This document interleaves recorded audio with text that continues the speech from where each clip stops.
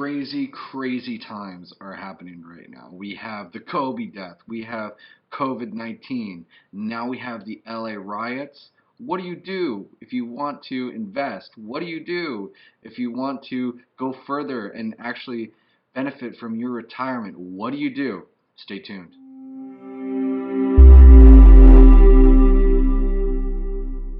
Experts say that owning a piece of property is the first step to becoming a millionaire, which I believe is absolutely true. There's certain benefits that you get with home ownership that you do not get with renting. So I've been hanging around in Discord a couple weeks now, and I've been prompted or asked a couple questions regarding home ownership versus renting. And this is one of the reasons why I am making this video. I want to talk about the pros and cons between renting and home ownership. Home ownership is obviously more expensive, renting is cheaper, but you don't get the benefits in the long run if you rent. Going into the pros and cons of renting, the first pro that I would really like to hit a home run with is the fact that you can move. If you get fired from your job, or if you want to just totally bug out, you might as well rent. You can just pack up, move in accordance to your lease. I mean, your lease is going to be, X amount of years. At the end of that lease, just get out of there. You can pack up, leave. You have no obligation to stay. The second pro that I would like to say about renting is you have absolutely no obligation to take care of the property. If your faucet leaks, call your landlord. If your flooring is cracked, call your landlord. And they have to get somebody in there to repair that and make it inhabitable. The third is the monthly housing expenses are usually fixed, so that means you have rent coming. You have your tenant insurance to pay. And that's it. All you would have to do is really budget your rent and anything on top of that for your food, your toilet paper that's a little bit hard to come by today because of the COVID-19. People are hoarding it. So the cons of renting is that you are essentially paying the equity or into the equity of your landlord's home. What I mean by that, equity is essentially the amount of money your property is worth minus the expenses on the property. So if you have a loan for $100 and you pay $50, you have $50 worth of equity and you owe $50. That's just super basic, not including interest in that payment. Second con is the rents can go up. Say you're in an area, it gentrifies. You have developers coming in, you have investors, people overseas coming and buying all this property. They want to invest a lot of money. Okay, so many people are going to want to live where you live. Let's say Google comes in. Google employees make a lot of money. Your rents will go up, and you have no control unless you have a lease. But the leases are usually only 1-2 years, maybe 3 years max. If you have a 5-year lease, that's awesome. But after those 2 years, your rents will be adjusted, and you may be priced out, and you may be, hiking a little bit further to your job than the people that would normally own a property. The third con that I have when you rent a property is, you wanted that new faucet that lights up when you wash your hands? You gotta call your landlord. You gotta email them, and no, sorry, can't do it. And if you do, you will be violating a lease. So you're going to be answering to your landlord if they walk in, do an inspection, and you have that faucet that plays music and has lights. You can do that in your home, but you can't do this in a rental. Fourth, the owner of the home that you are currently renting can choose to sell the property. This actually happened to me. I actually was renting a property that was owned by an older couple. They sold, my rents went through the roof. Unless you have rent control, there is a high possibility that your rents could be jacked up to market value. If you're paying $700 a month for that single bedroom, it's now probably going to be, $1,300, $1,400 a month. So that could be a big adjustment, and it could impact your wallet at the end of the month. I want to talk about the pros and the cons of home ownership. When you pay your monthly mortgage, you pay a certain percentage of interest and you pay a certain percentage of principal. Depending on how you have your loan structured, that could include property tax, it could include insurance in that payment. And All of it is calculated out to a simple, easy payment over 12 months time to account for everything. Your mortgage, your insurance, and your property tax. It's just a huge mathematical formula. But when you pay your mortgage, you are essentially force saving your money for a later date, and it's putting equity in your home. On a simple amortization chart, I will actually put an Excel spreadsheet below in the description if you guys want to download just a simple amortization chart.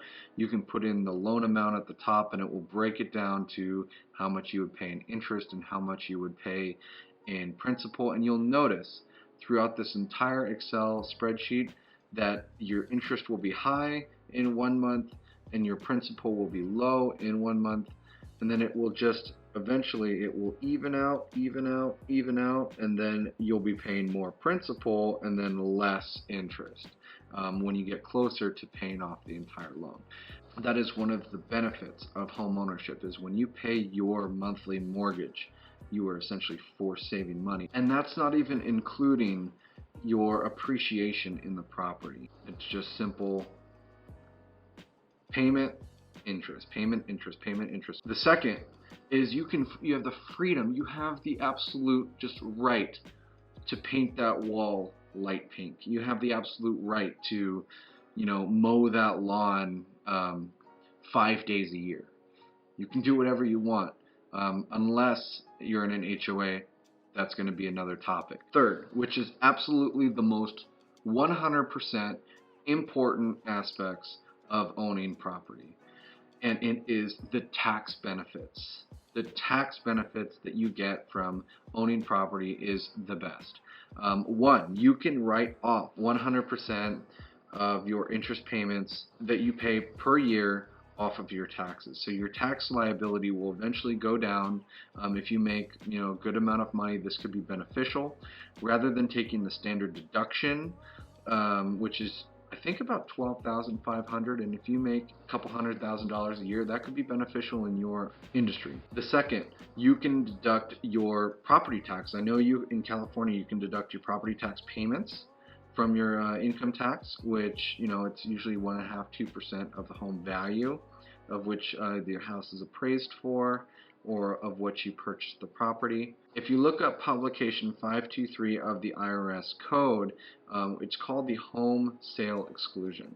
And what that is say for instance, you have to live in the property, but you can write off $250,000 if you're single, or $500,000 if you are a joint tenant. Tenant meaning both you and your husband, or you and your wife, or whatever it may be, own the property and you're married. You can write off up to $250,000 to $500,000 of capital gains off the property. So say for instance you bought a property for $250,000, and then in 2 years your house is worth $500,000. That is a $250,000 increase in the price. You now can just completely take that money tax-free, but you have to hold the property for 2 years. The cons of owning property is you can't move. I mean, you can if you rent out the property, then you kind of lose some tax benefits, but you can move. It's a little harder to move, but that's one of the big reasons why people don't purchase homes. Second, repair and maintenance. You can turn your property into an absolute cesspool by not taking care of that leaky faucet that's been leaking the last 2 months, or not taking care of that sprinkler that sprays on that window. It's super important to take care of your property because it is really your nest egg. It is really something that you are depending on, that you can then leverage in the future to take care of you when you are older. That is 100% on you, and you need to insure it properly. You need to get the right insurance for your area. If you have floods, there's a whole bunch of insurance that you need to look into. That is 100% up to you, but don't forget, just look at it as something that's going to benefit you later in life, and that is something that you need to take care of 100%. 3, if you this is a bad one, but if you buy into an area that's hyped up, if somebody says let's invest into city X. I'm not going to say any cities because I don't want to disparage anybody, but if you invest into city X and then 5-6 years down the line, it takes a dip. Somebody riots like they're doing right now in LA, it could take a dip. But then if you get panicked and sell it, you can lose money. These are only a few pros and cons about renting versus owning. I encourage everybody to join my Discord and join the discussion. If you have any questions about real estate, please feel free to send me a message. I love talking about real estate. I could talk about it all day, every day. It is in my heart to just help people that just need to be pushed in a certain direction. And I want to also say that I'm not a financial advisor, so I can't legally give financial advice. All I can do is give you, a heads up. This is what's happening, and it's ultimately up to you to make a decision. Again, thank you for joining me on this video, and have a great one, and keep investing because it is amazing. See you later.